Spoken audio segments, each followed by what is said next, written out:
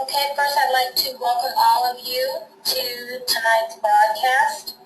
I want to make sure that everybody can see my screen, so one moment.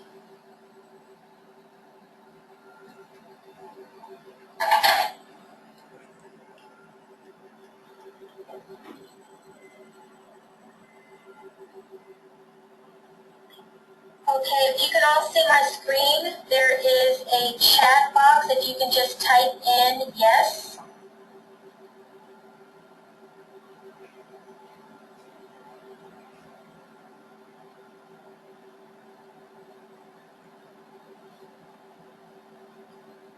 Thank you, Tony. Okay, Morel. Good evening, Tony. Okay, great. Looks like it's working. We're going to go ahead and get started in just a moment.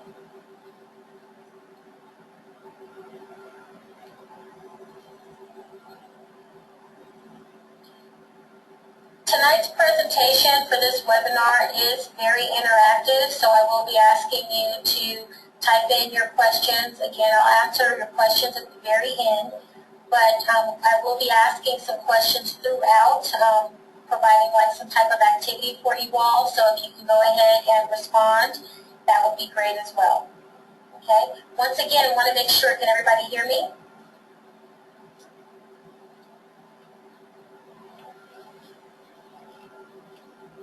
Okay, let's go ahead and get started.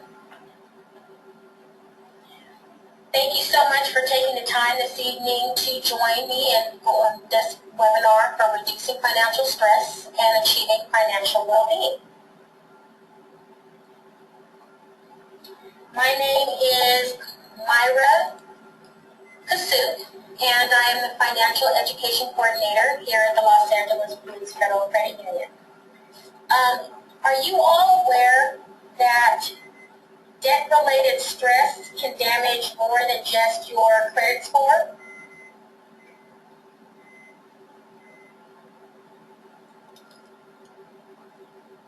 Okay, great. And so what other areas do you think stress can actually damage?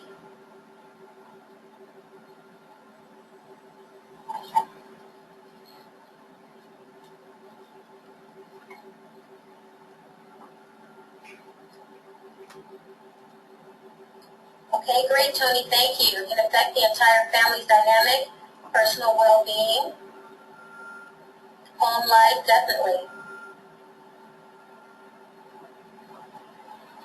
It can affect a lot of areas in your life, including your health, your friendships and relationships, as a lot of you put, your job, mental and physical health, basically causing you severe anxiety, depression, headaches. Again, it's something that unfortunately a lot of people in this day and age are going through, so it is very much a topic of discussion. Did you know that according to a poll posted on www.about.health.com that roughly 7 in 10 respondents are very stressed out about money?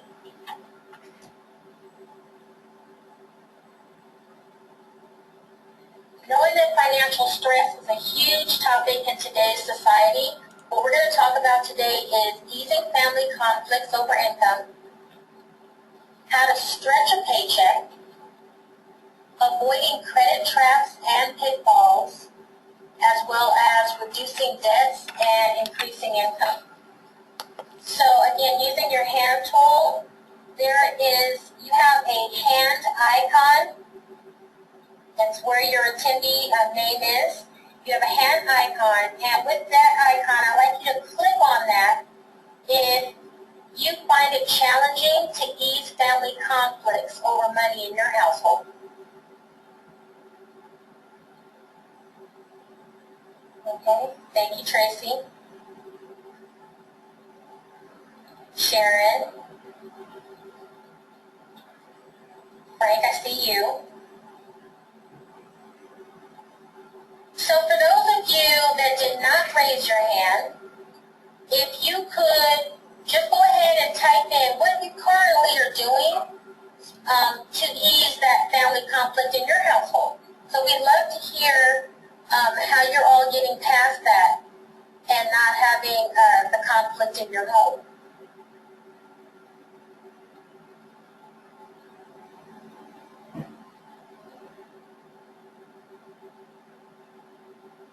Okay?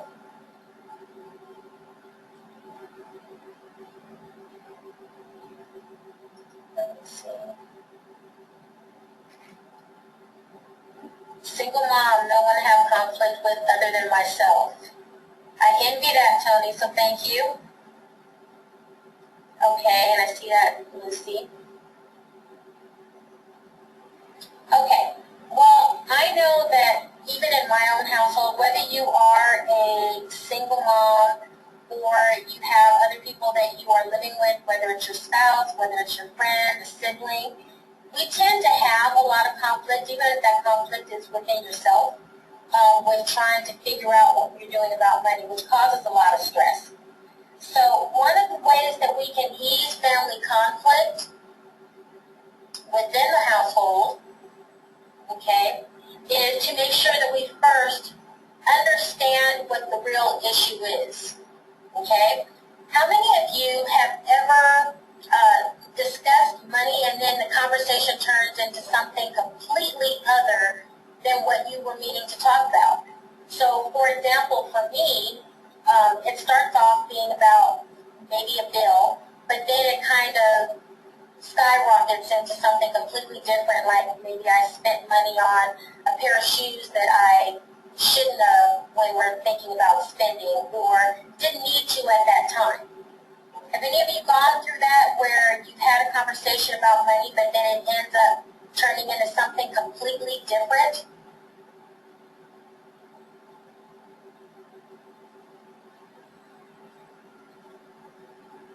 Okay.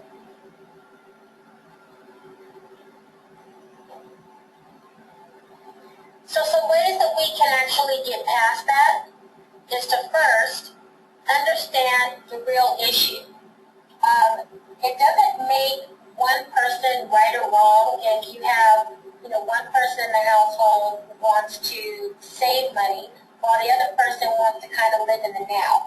A lot of that has to do with how we were raised. We have different viewpoints on things. Maybe there's a person who may have had to, not have as much growing up, and they may be more into, okay, we need to save for the future, where the other person may have had some type of experience, whether it was a traumatic experience or whether they just really never had to save that wants to live in the now. In any event, neither person is incorrect in how they're thinking, but it does make it a lot harder for you to come up with a common goal. So it's important to first understand the real issue and why you are disagreeing in the first place. And then once you do that, set aside a day and a time to actually talk about your finances. Think about when you were, younger, like in our youth or whatever. We know that there's a certain time frame for us to be able to talk to each other about, what's going on and the bills that we need to pay. Set aside a date and time to be able to talk about that. Think of it as like your finance date. I know that kind of seems a little contradictory, especially since we're saving money and I'm talking to you about setting up a time where you can actually, set up a date where you can talk about money. And for those of you who are yourself, set aside time when you are relaxed to talk about your finances. So whether you're in a relationship or not, you still can set aside time where you're in a better mindset and you can think more clearly. Another option that you can do is write down your dreams and the goals that you need to accomplish them.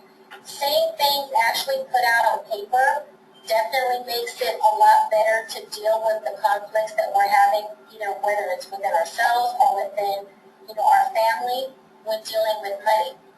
Me personally, I'll share this with you guys, that I recently went through a change myself where I was with one company and I was, making a lot, and then we ended up having, we got laid off. And then you go into another company, you're not making as much. At the same time, you have to look at your own finances and ways to save. And I had to start looking at things I needed to cut back on. It's kind of like looking at that whole need versus want. And we'll talk a little bit more about that in just a moment. Once you have your dreams and goals, then it's important for you to start making a budget. Look at how much you are currently bringing in and all the bills that you have that do not change versus the bills that kind of fluctuate. And then make sure that you stay on track.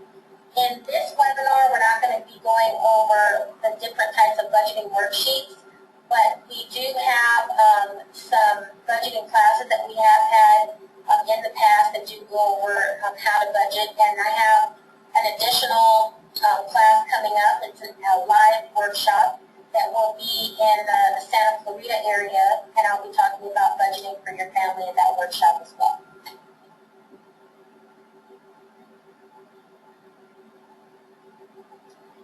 So what not to do? I just got finished asking you, when is a good time as far as setting aside time to talk to someone about your finances. On here I have, do not discuss money issues while in the midst of paying the bills. And also, do not discuss money issues right before going to bed if you want to sleep well. Can anyone else add some do nots on here? When is not a good time to discuss money issues, or for those of you that are single parents, or even if you're not a parent and you're having some money challenges yourself, when is not a good time to even try to think about money issues?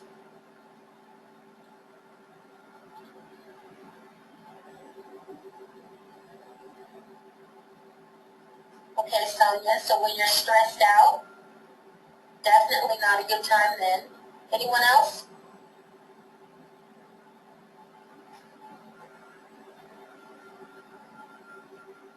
Very good point, Tony.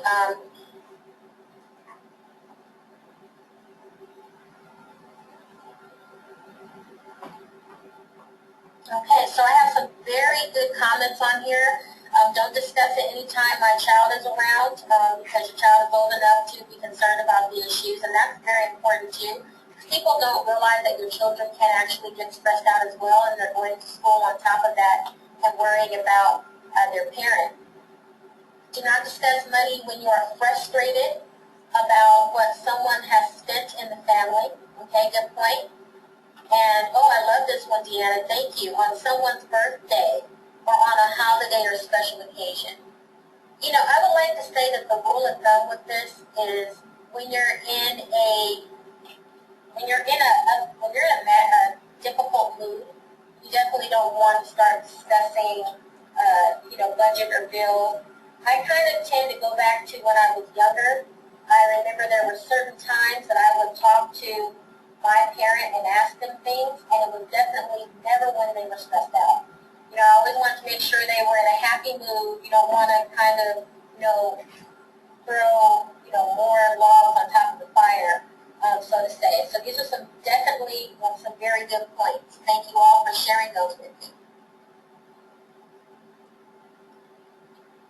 Some of the things that can turn a conversation into a full-blown argument is timing. So what we could say to work out those issues, you guys are right on point with that. So once we get past that and we have had the conversation, we are able to talk, to someone else about it, or we're able to kind of work it out with ourselves. One of the things we have to do is to learn how to stretch a paycheck. Unless, your boss is saying, okay, I'm going to give you a promotion, which is very unlikely that you're going to go to your boss or anyone and say, okay, I need more money because I need to pay my bill. Your boss is probably going to say, well, guess what, so do I. Okay, so how do you stretch a paycheck? Your paycheck amount hasn't changed. How do you stretch it? We have reduced spending, shop smart, and stick to a realistic budget. But even though I'm saying these things, they're not really examples. So what examples, what are some things that you can think of that you could cut back on right now in order to stretch your paycheck?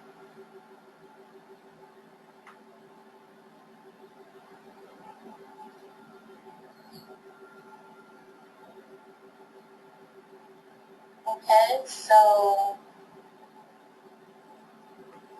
cut back on eating out, definitely. Lucy, you're actually where I'm thinking right now. You put no more Starbucks coffee, eating out, entertainment. After 20 plus years, Morel has put, I am giving up, tomorrow you're giving up having your nails done. Okay. And Tony is urging you not to do that. Okay, so thank you very much. So Morel said she's not going to have her nails done after 20 plus years. You know, there are a lot of ways that we can cut back on spending. One of you actually put that you can save money on your coffee. Substitute Starbucks and those grande lattes that run around $4.30 for a cheaper coffee alternative. McDonald's has a cheaper coffee than McCafe, usually runs around $3.30. Or my favorite, 7-Eleven. I pretty much drink cream and sugar with very little coffee. So it already is sweetened for me, and that's for $1. And I'll even add on to that, start making your coffee at home. Okay, go out, make your coffee at home, and save on the everyday expenditures that you would have on buying that coffee. Potential annual savings on that would be up to $858 annually that you save just by getting cheaper coffee. Other ways, and a lot of you put this, was eating out, fine dining versus family restaurants. And what I would like to think of also is maybe think of starting up a hobby. Even if you're not the best cook, start up a hobby, start cooking yourself. Look at those meals that you really like in fine restaurants, and then start making them yourself. You know, start making a hobby and try to, get those meals going yourself. Yeah, McDonald's is delicious. Yes, it is. Okay. Also, there's some other ways that you can save. Reduce spending on your utilities. The average cost for internet right now is about $60. And again, I'm not including like all of the different types of premium channels you can get, things like that. The average cost for cable is about $60. So your total is $120. If you start looking at a lot of the different bundling packages that are out there, you can get cable and internet for as low as $90. That's a 20% off savings right there. Landline versus mobile. I personally do have a cell phone that I use a lot more than my home phone. I stopped giving my home phone number out. So a lot of times it's really just for emergencies. I also do have children. So if someone comes over to babysit, I would rather have my landline there simply for that, for emergencies in case their cell phone died or anything like that. But for the most part, we can get along just fine with having a cell phone or a landline. If you notice, the cost for a landline is about $23 now. And the reason for that is because most people aren't even using it anymore. So you have to start thinking about what's more important to you. Do you actually need both? Can you get away with having one versus the other? How many of you use your cell phone right now solely for everything?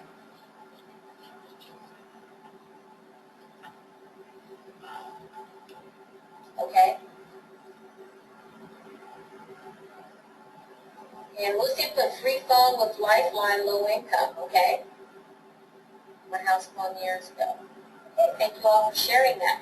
Yeah, it depends on, what your lifestyle is and what's actually working for you.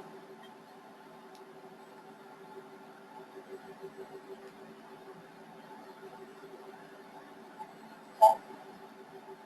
And just to kind of piggyback off of all of that, just shop smart. Smart shopping can definitely help you save money. Buy larger sizes and quantities. If you have for example, a Costco card, if you don't want a membership, you can also shop in quantities by going to places such as Food for Less, which has great deals there as well. Buying generic brands. If you are a cook, I know you may not be that fond of buying generic brands because there's a certain taste you want with your food. However, for the most part, there are a lot of store brands that are very comparable to the generic brand. Stocking up on items when they are on sale. is a good way also to save money. If you are into coupons, that's also a good way to save up. If you like to click coupons, I have a friend that has actually saved up to $300 a year just doing, coupon shopping. Compare retailers. So Best Buy, Fry's, Amazon, there's a lot of different retailers that are out there. Don't go for the first price that you see. Kind of do some compare shopping. There's a lot of tools you have online that are available to you nowadays. So don't just buy the first item that you see. Look and check around if there are any sale prices. You may be able to find things also at garage sales. A lot of people sell things at garage sales that they've never even used before, and now they're trying to get rid of, so they can definitely get some good deals out there. And this kind of goes back to the couple slides previous. Compare cable and cell phone plans. And key is buy what you need, not what you want. I'm a creature of habit with that one because I do tend to want to buy a lot of things, especially when I do window shopping. I think there are a lot of things that are really nice out there. But, in actuality, I really don't need them. I have some comments that are coming out here. Big Lots and 99-cent stores. Thank you, Earl, for sharing that. They really have their products quality. I do also shop at the 99-cent store, Dollar Tree as well. So they definitely do have some very good deals out there too.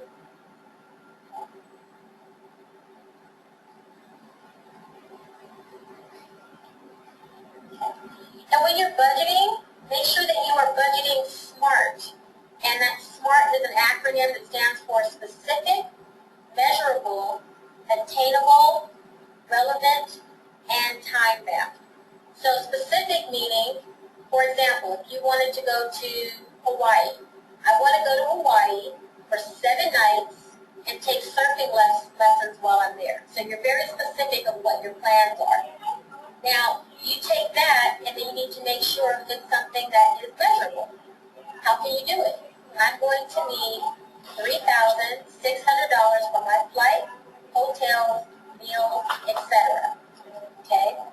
Now you have your specific and measurable. Is it something that is actually attainable to you? Something that you can actually accomplish? And if so, how can you do this? So in this example, I can do it by saving $300 a month, okay, by McDonald's coffee, family restaurants, Netflix, canceling my cable and landline, refinancing my loans, okay, definitely make it attainable. Is it relevant? Okay, is this the right goal for you at the right time? So when I say relevant, if you're having some challenges paying for your bills, maybe a trip to Hawaii is not relevant right now because we should probably be thinking more so of our bills. And that kind of goes back to look at what you need versus what you want. And then lastly, time bound. If I save $300 a month for a year, I will be able to do it. Okay? So it needs to make sense. Okay? And it needs to be something that you can actually do. It's not just a dream that doesn't have goals tied to it. Now I asked you about some things that you can save money on. Aside from your utilities, the restaurant, and the coffee, what are some things that you think you can save on? I know we heard at least a couple people said that you're not going to get your nails done tomorrow. What are some other things in your life right now that you think you can save on?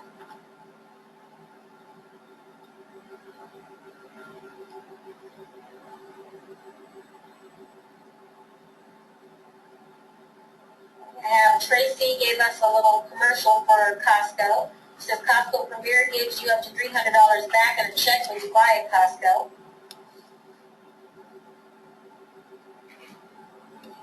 So I don't have anything that I'm receiving from anyone that feels that they can save any money on some things, so I'll throw some out there. Gym memberships, if you're not using them, a lot of people join the gym and got memberships in the beginning of the year. If you're not using them, you don't necessarily need to cancel them, but you may be able to put a freeze on them. When I was about to have my youngest, I wasn't going to the gym for a while. I called them up, let them know that, I was in the hospital. I'm going to need to put a freeze on my account.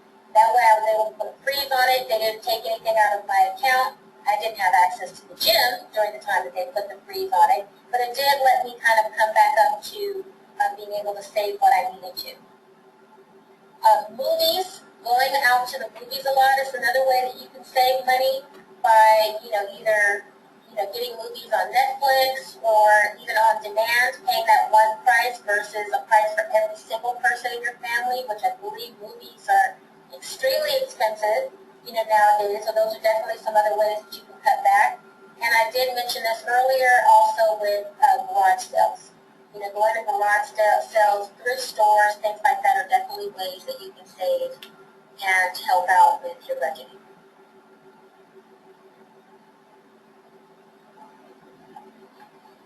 So, of course, a webinar would not be anything without us being able to give you some budgeting tools. We have quite a bit of budgeting tools that you can use right here at the credit union. One is to log on to Patrol Online Banking if you have online banking that's available. And you're going to click on FinanceWorks. And so what the screen will look like is you will go ahead and you'll click on this little area here that's yellow right next to the left of the lady that's standing there. And you will go into FinanceWorks. This is a vendor, or they're actually a partner with us, and you are able to view the complete financial picture. You are able to you're able to analyze your accounts. It provides budgeting tools. You can view your cash flow as well as manage your bills, all on this site. And this site is actually free to credit union members. So it's a very good tool. I do use it myself, and at the very top it gives you all the different tabs that you can go to as well.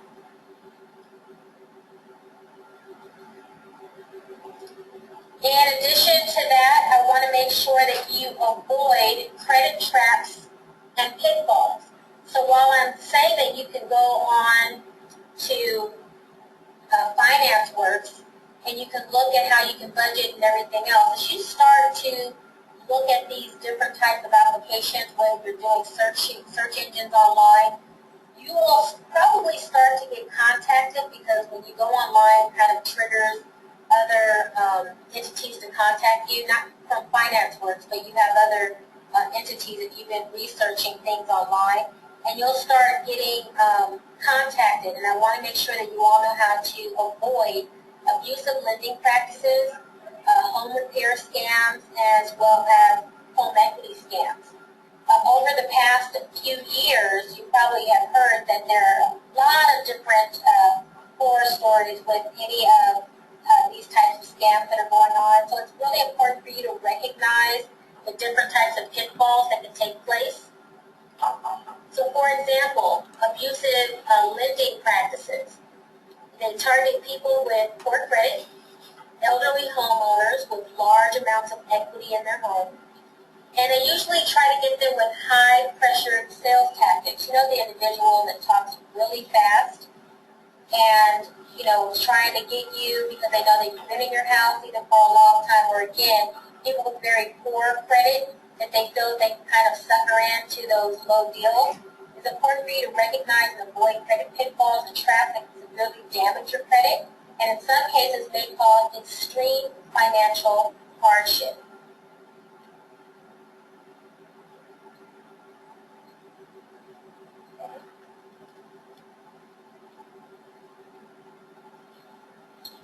Home repair scams as well. The compare costs, make sure that when you are trying to get home repair that you compare costs with at least 2 to 3 other contractors. You want to ask for references.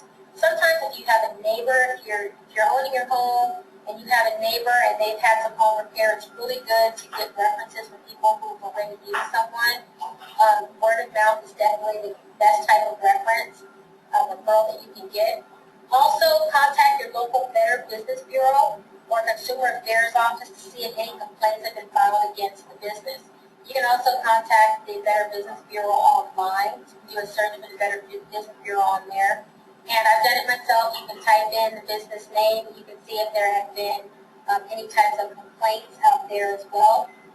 Also, consider a personal loan from bank or credit union when financing some of your home repairs. We have very good rates and everything right now. It's kind of, when you know that you're dealing with a organization that cares about your well-being, again, you ask for references, this is the best way. So if you do need to get any type of financing on your home repairs, make sure that you come to the ones that are looking out for you and your well-being. Okay.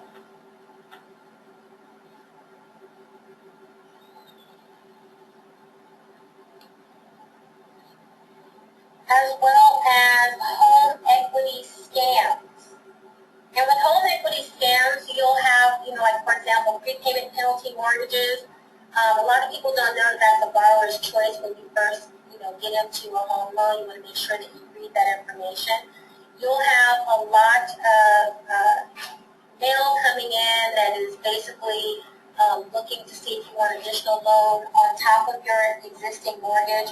Make sure that you read the terms. You could possibly lose your home in some of these scams. Also look to see if it has a prepayment penalty. A lot of times you will get a penalty for paying off your home too soon.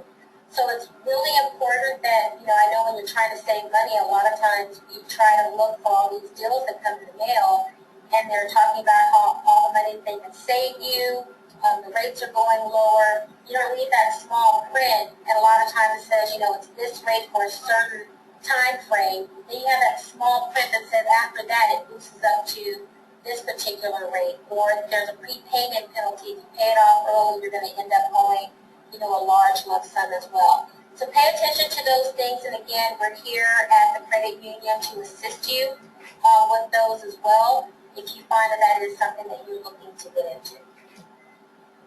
Okay, I have a comment that just came up here.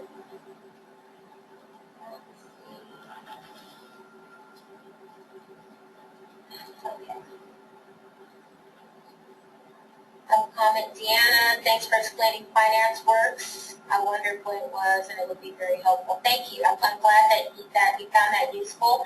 I do hope that all of you take a look at that. Once we finish with the webinar, if not tonight, then even as early as tomorrow, you can do that, just to take a look at it and see if it's something that you feel will definitely help you out.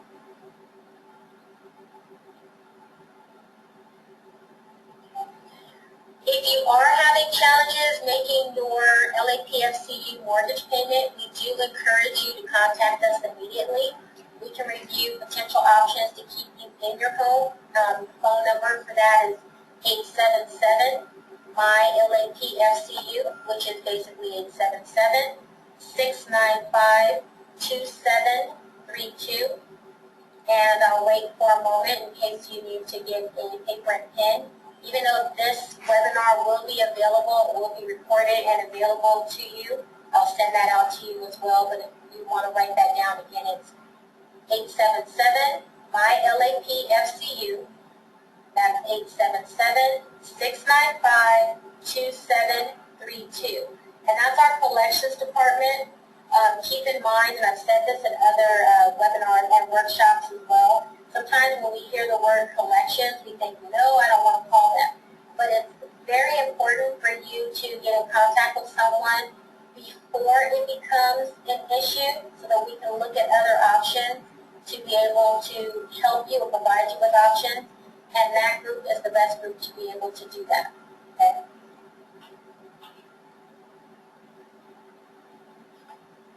So other ways to help reduce your debt. This is kind of reiterating some of the things that we've already talked about. But again, reshop auto, home, and life insurance. Okay, so if you are looking to get rid of some debt, just kind of make sure that you reshop in those areas. You could find some great deals that are out there. Whether you decide to go in with us, the credit union, or elsewhere, we hope you stay here with us. Have a garage sale. I said you can go to garage sales to one-time things. But you can also sell some items in your home that maybe you're not using anymore. I heard we have an individual on the line, Tony, I believe, that has a child, and you know, you may have some things that your child has outgrown that you feel you can now sell at a garage sale. Those are some definitely good ways to start generating some extra cash. Shop generic brands and sell items when grocery shopping. Cancel any unnecessary expenses, and so magazines, I talked about gym memberships, newspapers, pedicures. Okay, so we had an individual who did say they're not getting their nails done tomorrow, so pedicures. Call the utility companies and get on a budget plan. So again, the best time for you to look into these areas is when it's happening now, because there's a lot of different companies that have programs out there for you when we are, you know, having some challenges. Utilize exercise videos instead of the gym membership. I also, you know, do that as well. A lot of you, there are a lot of videos that are out there for you to utilize. There are even programs that may be on cable if you have them as well. And pack your lunch. I can't tell you how much you can save by packing your lunch versus spending and going out to lunch every single day.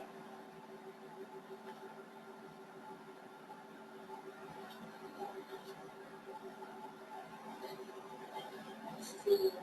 Does anyone else have anything they would like to share that we haven't talked about as far as how to reduce debt?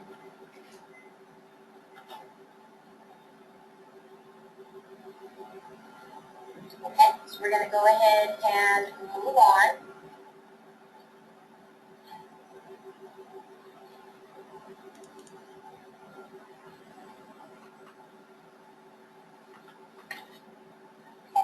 At this time, what questions do you have?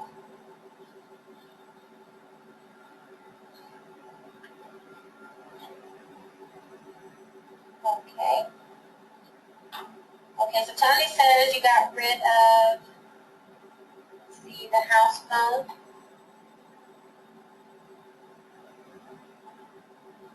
Okay.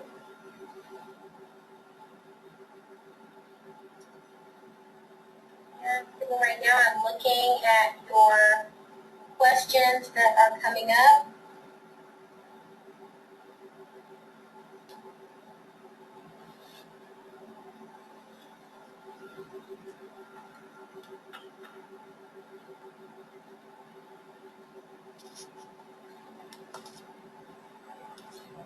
So at this time I'm going to go through your questions, and if there's anything that I have not talked about that you were hoping to get out of this webinar, I would like to definitely hear from you. So some of the questions, let's see, that we have on here. Okay, do you think it is, let's see, Netflix versus cable? Does finance work view your information, save it, or do anything with it? That is a very good question for Alex. Coming from Alex. Does it view your information, save it, or do anything with it? It doesn't do anything with it. It's a tool that you can use in order for you to go over your finances. So it's just an additional tool that you can use to help look at your budget and things like that. But it doesn't save your information or do anything with it. And then I have a question from Sharon. Netflix versus cable. Well, when I say Netflix versus cable, it's more so referring to movies. Netflix costs about $7.99 a month. Don't quote me on that because, again, that is another company, and if their prices went up during the time that I'm doing this webinar, I don't want to say that that's their set price. But right now, that's what I have been paying for it. Is $7.99 a month. Netflix has a wealth of different movies. A lot of them are older movies and or television shows, but it's a one cost, that I use, and I can set it for, the children viewing or the movies that you want to view, and I can also keep track of what my children watch. So that's a very good tool for me. It may or may not be the best tool for some of you, but it definitely has worked for my family in cutting down some of the bills. We have a question here from Deanna. Do you think it's wise to pay off a credit card entirely if you can? Paying off a credit card, there's nothing wrong with doing that. It is, you know, if you're going to keep it open, it just looks like you pay on time. We had a credit workshop not too long ago. We actually did a webinar as well, and that is recorded. I believe it's online. I will need to check on that because we did recently upgrade our web page, but if it's not on there now, we won't get it up there. Collections, credit workshop, and in that one we did talk very detailed about the advantages of paying off the credit card entirely and not keeping a balance on there and keeping it open. But yes, it's a wise idea if you're able to do it. If you're struggling with your funds, it may or may not be the best thing for you, but you want to definitely talk to somebody who can help you out a little bit better with that. The collections department would definitely be a good resource for that. And their phone number is listed on the screen, 877-MY-LAPFCU. And what that basically is 877-695-2732. Tracy says, I have placed my kids' clothes at consignment stores too. Great job, Tracy. Deanna has put, do you think it's wise to pay off, okay, we went through that one, credit card, if entirely if you can, but are in between jobs? You know, I'm going to say that's really a personal choice depending on what your income is and your bills that you can pay. I personally would not put everything toward all the money that I have towards one credit card and get that credit card off and not be able to pay the other bills. But again, the best person or best individual to talk to is even in our collections department. They can definitely give you some tips on, you know, what you can do collections-wise and with your credit.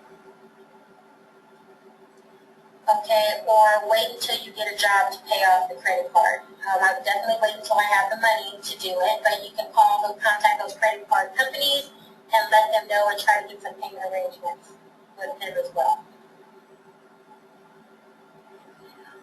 You also have, there's another phone number up here. I want to make sure that I give you this before I forget.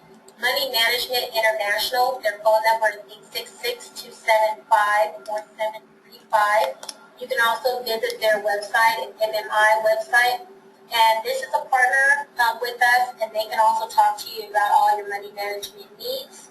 They are definitely a very good resource and great to with our members. And so again, Money Management International, if you have specific credit and money challenge questions, 866-275-4735. Again, you can also visit their website at their MMI website, and it's the HTTP, and I have it listed here, www.moneymanagement.org, and they are free and confidential. So they're not going to share your information, and it is free to our members. Okay. Some additional questions I have on here is, what are your feelings about debt consolidation? I'm going to refer you back to the MMI website because they are a very great resource and they have licensed professionals that can go over that information with you. The hard part is getting started and organized. And Lucy, I agree with you.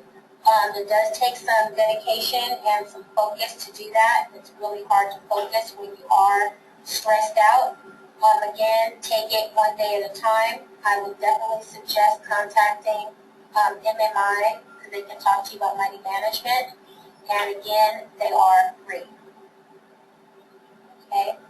I have from Sonia that you are looking to consolidate your loans. You are looking to consolidate your loans. And for debt consolidation, you can also contact our lending department. And that's for Morel.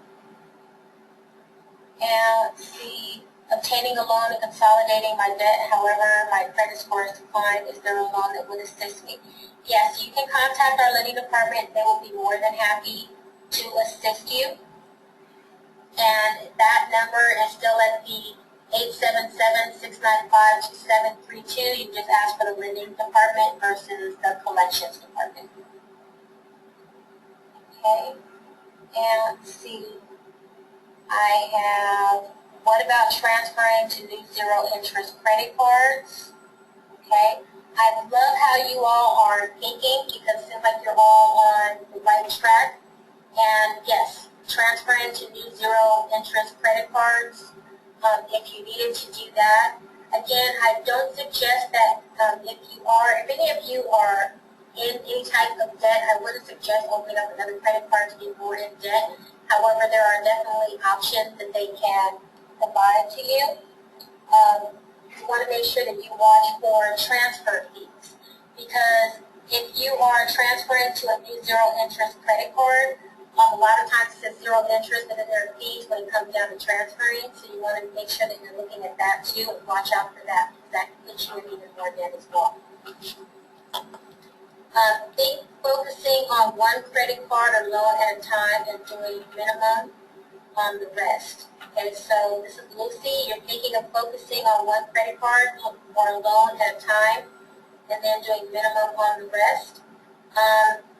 If you're asking about that, that definitely, it doesn't harm your credit because you're still paying the minimum. It just takes longer to pay off when you're only paying the minimum and not paying anything extra on it. But it's not bad for you to pay the minimum if that's all you can pay, and then you have some extra, try to look forward to putting a little bit extra on there. Okay. What are your feelings about loan modifications for your mortgage?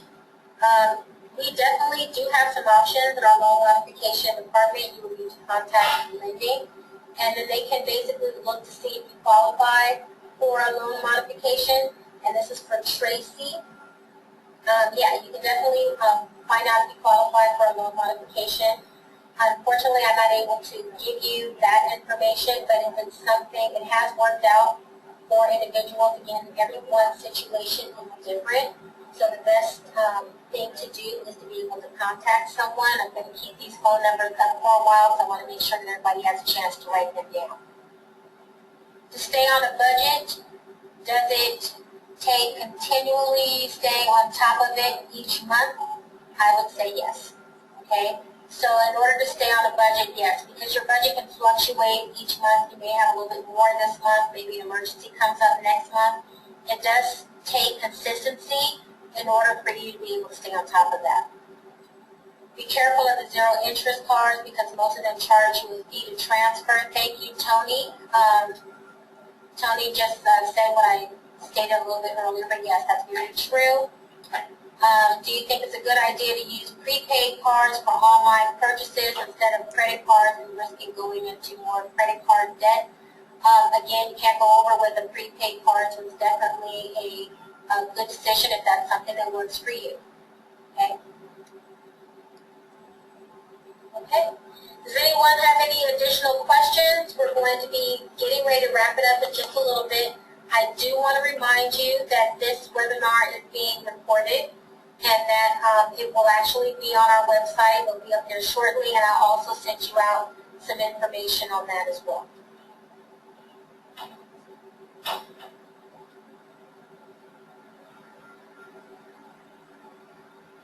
Okay. If I have no other additional questions or concerns, oh, you're welcome, Tracy, and you're welcome, Sharon. If I have no more additional questions or concerns, yes, I will, Deanna. And I will go ahead and end the webinar. It was my pleasure seeing all of your comments, and I look forward to hearing you or seeing you actually in other webinars. Thank you so much for your time, and I'll send out a link after this email by tomorrow. Thank you.